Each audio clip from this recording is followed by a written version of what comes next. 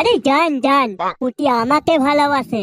যেখানে মিয়া বিবি রাজি আছে সেখানে কি আর করবেন আপনি? তোর পুটি আমাকে পাঠিয়েছিল এই টাকাগুলো দিতে। পুটি পাঠিয়েছে মানে? পুটি আমার দেখা ছেলেকে বিয়ে করবে রে। 44 বছর বয়স ছেলেটার, বিডিও অফিসে কাজ করে, 3 লাখ টাকা মাসে মাইনে। তোর মতো গরিব ভিখারি চোদা ছেলেকে আমার মেয়ে বিয়ে করবে না বলে দিয়েছে। আমি বিশ্বাস করি না। আপনি তো মিথ্যে কথা বলছেন।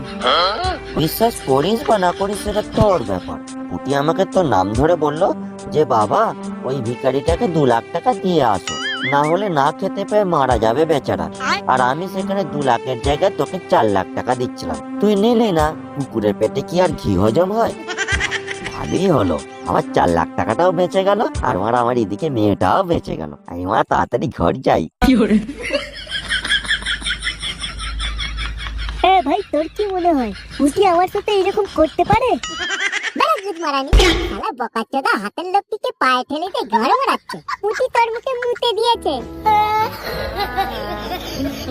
তুই এখানে ফুটিয়ে বসে থাক, আমি ঘর চললাম।